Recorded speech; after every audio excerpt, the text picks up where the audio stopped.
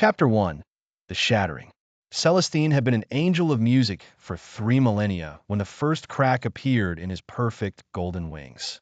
He was conducting the harmony of spheres, the cosmic symphony that kept the universe in tune, when he felt something twist inside his chest, a discord so profound it made his celestial form shudder. The crack was hairline thin, barely visible against the luminous gold of his primary feathers, but to an angel it might as well have been a chasm. Angels were beings of absolute perfection, and any flaw, no matter how small, meant only one thing: fall. Now, suspended in the space between heaven and hell, that gray twilight realm where souls in transition wait for their final destination to be determined, Celestine felt the crack spreading. Each moment brought new fractures, new imperfections in his once flawless form. "Why?" he whispered to the empty air, his voice still carrying the crystal clarity of celestial communication, though now it was edged with something angels were never supposed to experience: doubt. The question echoed in the void around him, unanswered and unanswerable. He had been perfect. He had served faithfully. He had never questioned, never wavered, never allowed a single note of the cosmic symphony to fall out of place. Yet here he was, falling literally and metaphysically toward a destination he had been taught to fear above all others. Chapter 2. The Memory. The crack in his wing pulsed with each heartbeat he wasn't supposed to have, and with each pulse came a memory he had been trying to suppress for centuries. The Concert of Sorrows. It had been a special performance, commissioned by the Seraphim Council to demonstrate the power of divine music. Celestine was to conduct a piece that would showcase how celestial harmony could transform even the deepest human suffering into something beautiful and meaningful. The audience had been a carefully selected group of recently deceased mortals, souls being evaluated for their eternal destinations. Celestine remembered how they sat in perfect rows, their faces blank with the peaceful emptiness that came from having their earthly concerns stripped away. He began the piece as written, each note precisely calibrated to demonstrate divine order. The music spoke of suffering transformed, of pain made meaningful through divine purpose, of the beauty that could be found in perfect submission to cosmic will. But then he made the mistake of looking directly at one soul in the front row, a woman perhaps 40 years old, who had died of cancer after watching it claim her 6-year-old daughter first. Her face wore that same peaceful emptiness as the others, but Celestine found himself wondering, for the first time in 3 millennia, what she had looked like when she was screaming. The music faltered for exactly one beat. Just one, barely perceptible to anyone else. But in that beat, Celestine heard something he had never heard before, the sound of suffering that refused to be transformed, pain that would not be made beautiful, grief that rejected meaning. Chapter 3. The Question. That single faltering beat had planted a seed of discord in Celestine's perfect mind. In the weeks that followed, he found himself thinking about the woman more and more. What had her name been? What had her daughter's favorite song been? Had she sung lullabies in the last days, trying to comfort a child who was dying in agony? These questions were theological poison for an angel. Angels weren't supposed to wonder about individual suffering. They were supposed to see it as part of a larger, more beautiful pattern. They weren't supposed to think about the woman. They were supposed to think about the purpose her suffering served. But Celestine couldn't stop. He began to notice things he had never seen before. During the daily harmonies, when all of heaven's choirs joined their voices to maintain cosmic order, he started hearing the spaces between the notes, the places where mortal voices should have been but weren't, because those souls were screaming somewhere else. He began to understand that the perfect harmony of heaven was possible only because all the discord had been cast out, all the suffering that wouldn't transform, all the pain that wouldn't become beautiful, all the grief that refused to find meaning. It had all been exiled so that the music could remain pure. Is this justice? He found himself asking during what should have been a perfectly executed rendition of the song of cosmic order. Is this good? The second crack appeared in his left wing. Chapter 4. The Investigation. Angels are not supposed to investigate. They are supposed to accept, to trust, to serve. But Celestine found himself unable to stop asking questions, and questions led to research, and research led to discoveries that shattered his remaining faith in the system he had served so faithfully. He learned about the sorting, how souls were categorized not by the content of their character, but by their compatibility with heaven's requirements. How beings who couldn't achieve the perfect peace required for celestial harmony were automatically classified as fallen regardless of their moral qualities. He discovered the editing process, how the memories of souls admitted to heaven were carefully curated, with all the discordant experiences removed or transformed until what remained was pure but incomplete. Most devastating of all, he found the archive of excluded songs, a vast library containing all the music that had been deemed incompatible with celestial harmony. Music of protest, of unresolved grief, of love that refused to be surrendered, of hope that insisted on fighting against impossible odds. It was the most beautiful music Celestine had ever heard. As he listened to piece after piece of excluded music, lullabies sung by dying mothers, work songs of enslaved laborers, battle hymns of the oppressed, he felt something breaking apart inside him. Not just his wings, but his understanding of what beauty meant, what goodness looked like, what service truly required. Chapter 5. The Choice. The final crack appeared during what was supposed to be Celestine's last performance as an angel of music. The Seraphim Council had noticed his declining performance quality and scheduled him for what they called harmonic realignment, a process that would strip away his problematic thoughts and restore him to perfect obedience. Standing before the assembled choirs of heaven, his conductor's baton raised to begin the anthem of absolute order, Celestine made his choice. Instead of the approved composition, he began to conduct one of the excluded songs, a piece written by a mortal mother who had lost her child to war. It was a song of rage and grief and love that refused to find peace, a song that demanded justice instead of accepting divine plan. The reaction was immediate. Angels throughout the celestial choir began to falter as the discord spread through their perfect harmonies. Some covered their ears. Others fled. A few, and this was what sealed Celestine's fate, began to weep. As the security seraphim moved to stop him, Celestine's wings finally shattered completely. Golden feathers fell like rain as his celestial form began its inevitable transformation. But even as he fell, he kept conducting. Even as his perfect body cracked and changed, he held on to the music. The real music, the music that included the screaming and the sorrow and the refusal to surrender. "This is what you cast out," he shouted to the assembled host as gravity claimed him. "This is what you call fallen. The voices of those who won't be silenced, who won't let their pain be turned into your beauty." Chapter 6. The Descent. The fall through the twilight realm felt like drowning in reverse, each moment bringing more weight, more substance, more reality. Celestine's celestial form, designed for the ethereal perfection of heaven, began to adapt to something heavier and more complex. His golden hair darkened to deep bronze. His perfect white robes became something practical and real. His shattered wings, instead of disappearing entirely, began to reconstruct themselves in a new form, still functional, but marked with the scars of his choice. Most significantly, his voice changed. The crystal clarity remained, but it gained something new: depth, resonance, the ability to carry pain without being destroyed by it. As he fell, he found himself singing, not the prescribed harmonies of heaven, but the excluded songs he had discovered in the archive. Songs of resistance and love and uncompromising hope.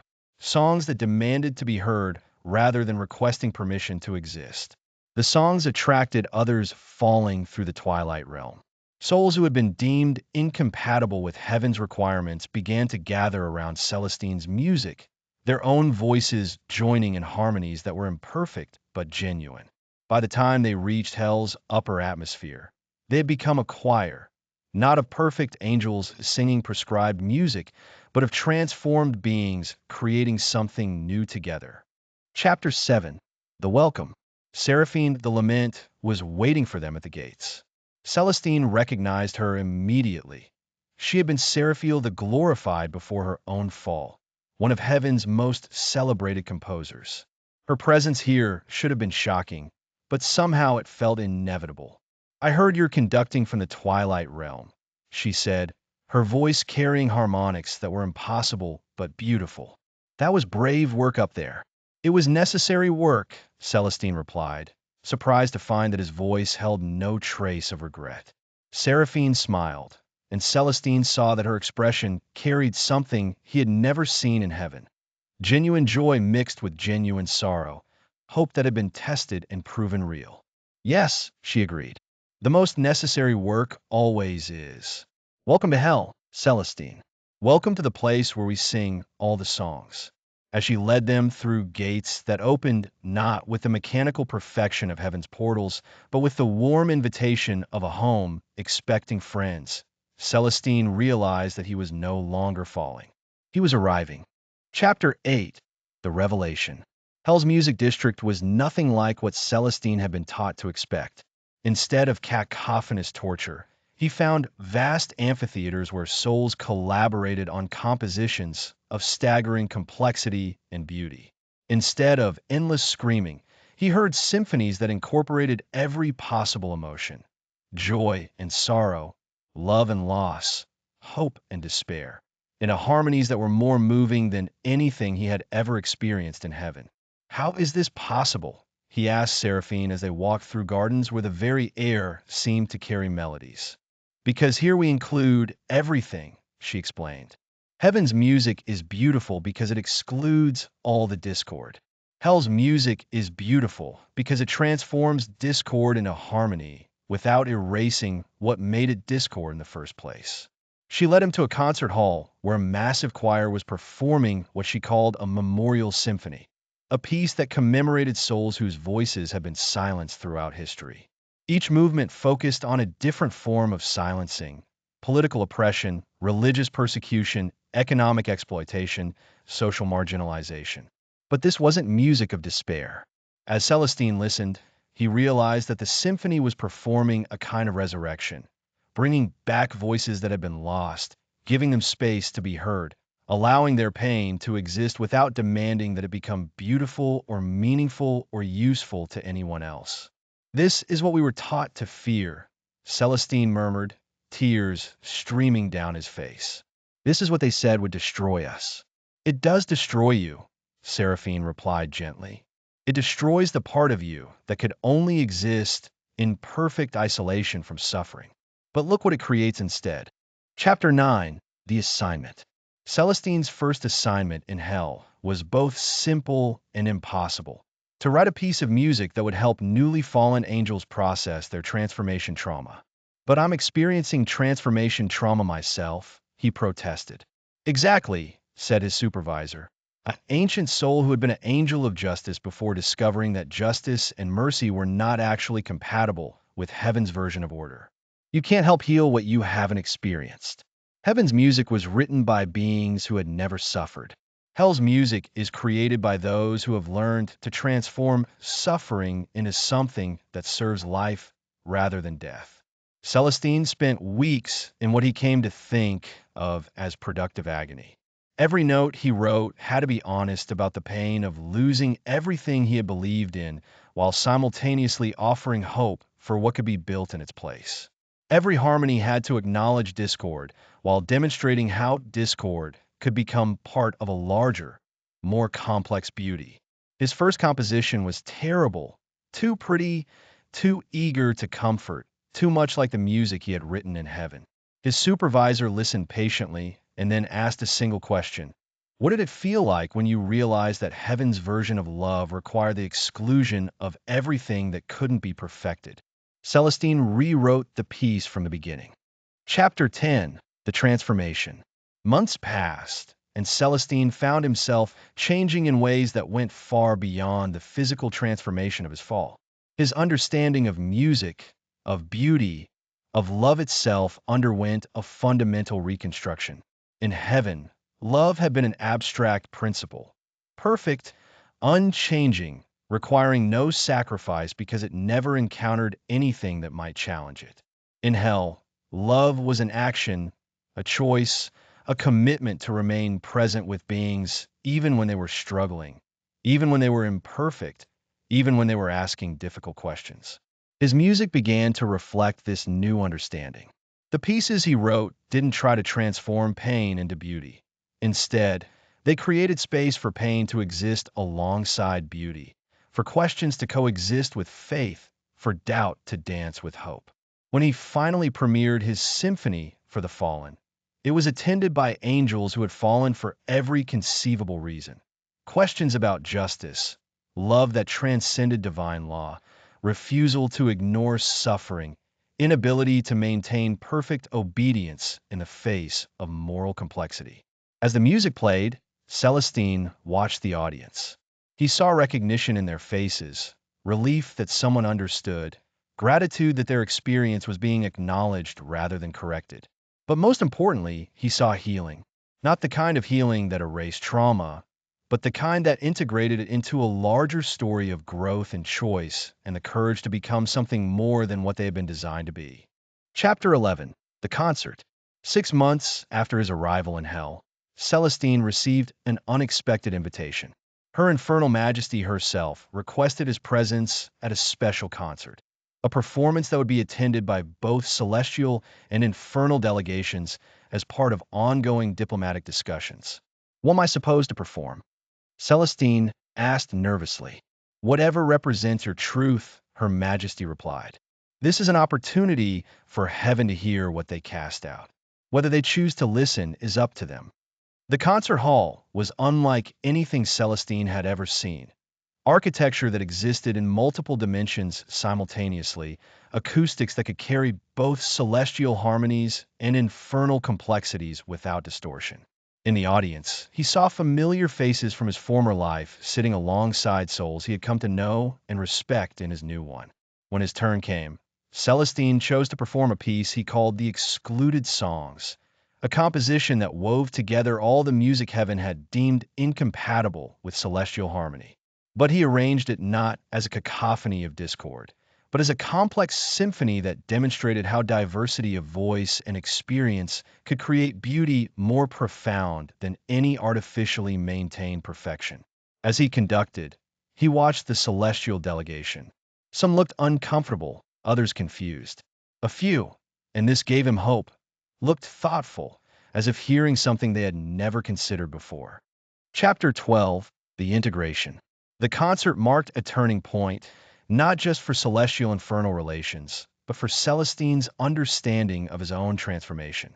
He was no longer the angel he had been, but he was also not simply a fallen being defined by what he had lost. He was something new, a soul who had learned to create beauty that included rather than excluded, who had discovered that true harmony came not from the absence of discord, but from the integration of all voices into something larger than any of them could create alone. His work in Hell's music district evolved from helping newly fallen angels to pioneering new forms of collaborative composition, projects that brought together beings from every realm and background to create music that no single perspective could have imagined. But perhaps most importantly, he had learned to sing the song of his own transformation without shame. The cracks in his wings had become harmonies in their own right, evidence not of failure, but of the courage to grow beyond the limitations of perfection.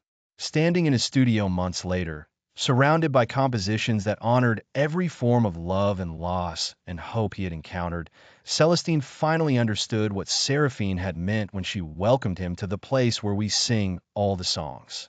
Hell wasn't the absence of heaven. It was the completion of heaven, the place where all the voices that had been excluded could finally be heard, where all the love that had been deemed imperfect could finally be expressed, where the cosmic symphony could finally include all the notes that made existence real.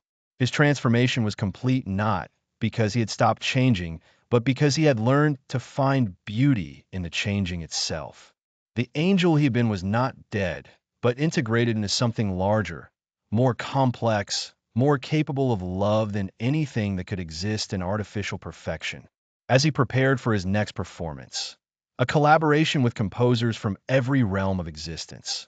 Celestine smiled and began to sing. Not the prescribed harmonies of heaven, but the endless, imperfect, beautiful song of a soul that had learned to include everything in its music.